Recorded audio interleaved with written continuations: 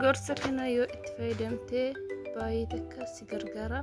Gorsa ajaa'iba tokko qabadhee isinii dhiyaadhe. Assalaamu alaykum warahmatullahi wabarakaatuh. Shamarran amantaa biraa gargaaruun jecha gorsa hadhaan qabadhee isinii dhiyaadhe. Ijoollee mana madaamii jirtaniif qofa wanti ani asirratti isiniin jedhu yeroo biyyarraa dhuftan keessattuu warroonni haaraa fakkeenyaaf maatii gargaaruuf dhuftamoo ofii keetii dalagachuu dhuftamoo kana beekuu qabna dirqama.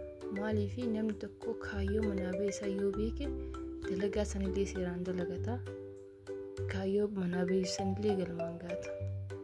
Yookiin immoo huma namni deemeef bicha huma namni dhufee bicha yoo dhuftan taate hoggoota laakkaa'uu ta'a malee maallaqni keessan sunillee bakka tokko gadhiisanii dhaabatu.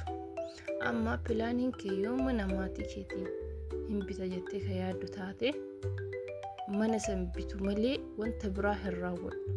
Yookiin immoo wanta biraa hin godhu jettee mana san bituu qabda. Kaayyoon kan kee mana san irratti pilaanii gochuu qabda jechuudha. Mana yoo ka bittee taate ammallee kaayyoo biraa ofii keetiif dalagachuuf yookiin immoo ammas wanta biraa yoo ka yaaddu taate biizinasa garaagaraa banan hojjete immoo karaa biizinasa sanii wanta tokkorra yoo gadhaabinaan ka hojjettan taate wuxxeetamaa taatan. Deebi'ii maallaqa yeroo biyyatti ergitanii ji'a yoo ka ergitan taate kisaaraadha. Ji'a 3tti, ji'a 4tti akkasii yeroo ergitanii wuxxeetamaa taatan. Baay'ee takka akkasii erguudhaaf yaala. Ammallee qabxii nan qabadhe dhiyaadhe asirratti maatii keessanii ji'aan immoo ji'a 3 immoo akkam ergitan. Fakkeenyaaf yeroo isin maallaqa keessan ergattan sanarraa isaanillee birri hagana maallaqa haganaaf fudhadhaa jettan yoo ka pilaanii tartiiba itti hin goone ammallee kisaaraa guddaa keessa jirtan.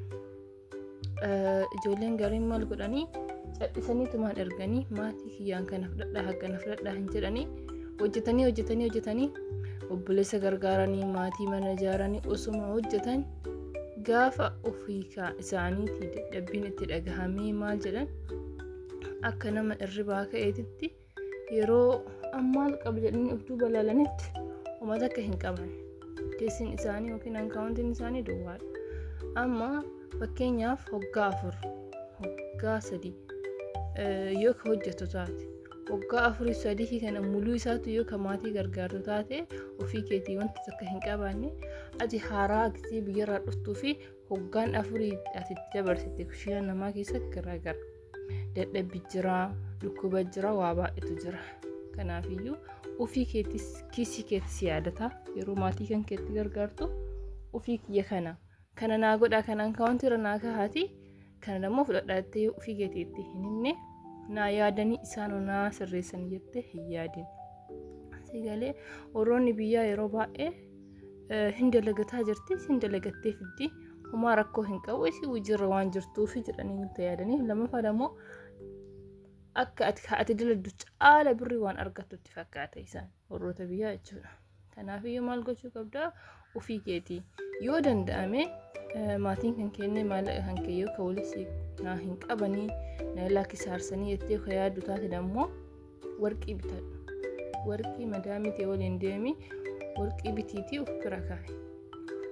Hodhi kan kee qabattee galtaa jechuudha. Deebi'ii birri tan ta'e of bira yoo xaraqqamte of bira koo keetu taate gizee sharafni ol ka'e deemtee sharafa jijjiirattee maallaqa kan kee irra qabattee galtaa jechuudha. Taataa tokko malee. Ijoolleen baay'een asii hoggaa 8 hoggaa 6 ta'anii erganii maatimatti gaafa biyya galan maallaqni hin jiru yoo dhaqanii gaafatan eessaaf hin qabne dhumatti birriin jedhanii booda biyya arabaatti deebi'uun rakkoo guddaadha. Amma akka gizee yeroo ati biyyaa baate fakkeenyaaf hoggaa 6 hoggaa 4 hatta hoggaa 2 dura yoo ka ta'u taate yeroon jijjiiramee jira. Yeroo sanii hamma birriin gabbuwaadha. Amma dammoo sirri ol ka'ee jira ijoolleen biyya arabaa deemuudhaaf jechuudha.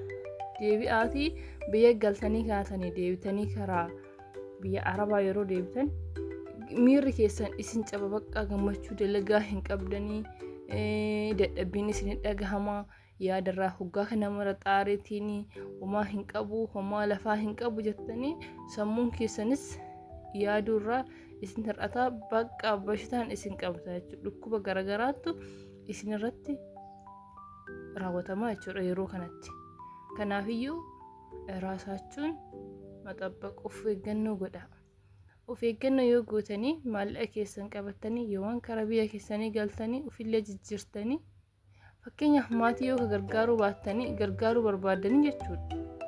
Osoo biyya galtanii fakkeenyaaf biizinasa wantoota garaagaraa wanta ijaartan sana irratti yeroo ofii keessanii dhaabattan nama gargaartanii bareeda. Ofii kenna kiisii duwwaa goone yoo kama maatii gargaaru taate nama keenya obboleessa gargaaraa obboleetti gargaaratanii gisee keessan gubdan taate yoo millee taanaan hin jijjiiramtan haala kanaanii jechuudha. Garaa jabeenya qabaachuu qabdan. Garaa jabaadhaa uf jaaladhaa. Tun uf jaalatti isin haayedhaan uf jaaladha jedhiin. Amma namoonni biyya Arabaa deemteetiin nu jijjiiramte kanaaf akkana taate yeroo isin hin jedhanitti maaliif akkaataa daladdu beekuu qabda. Sigalee hadhaa yoo wanta ati daladdu kana walitti qabatte dafqa kan kee kana harka kan kee keessa qabatte borutti fayyadamuu dandeetta jechuudha. Yoo hadhaa kanatti illee bakka geettetti birri kan kee bakkuma argitan naqaa ka deemtu taate boru dammoo karakkatusi.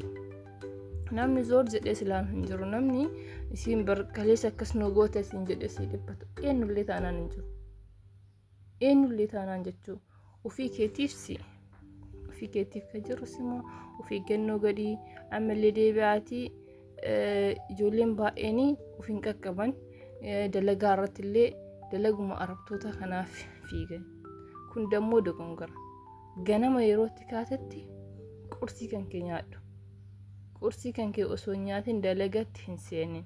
Fayyaa gaafa biyyarraa marammaramtee laallamtee nutsuu taatee biyya kana dhufte fayyaa kan kee gaafa dhabde eessattiyyuu faayidaan qabdaati. Kana beeki. Ganama ka'ii qursii kee nyaadhu achi bishaan dhugi kara hojii keetii deemi. Ijoolleen gariin osumaa taa'aniitumaan qo'ee kan hojjedha osumaa deeman misaan itti ga'a. Misaa sa'aatii meeqa nyaatanii sa'aatii 10 nyaatan. Qursii osoo nyaatiin misaayyuu sa'aatii 10 kan nyaatan ta'e garaan isaanii kun gubatee cuggaaraan nyaata fidi osumaa jedhuun bakka gaafa kan bashitan nyaataan. Kanarraallee of eeggannoo godhaa. Oromoon bishaan yoo gaafatan aannan namaa kenna kijibduudha. Aannan namaa kenna tallaa kiyyuu namaan gootanii jasbaa waanuma qubaanu walitti tuttuutan. Beekaa wal wayyeessine malee aannan nama waaftanii bishaanuu namaan qiccan hin qabnu deema bishaan manaa fidheettanii aannan akka nama waaftan irratti adaba walitti qabuuf malee kijibduu qad godhaa laayik godhame mee isinuu nama biyyoolee akka aannan nama waaftan irratti mee laayik matan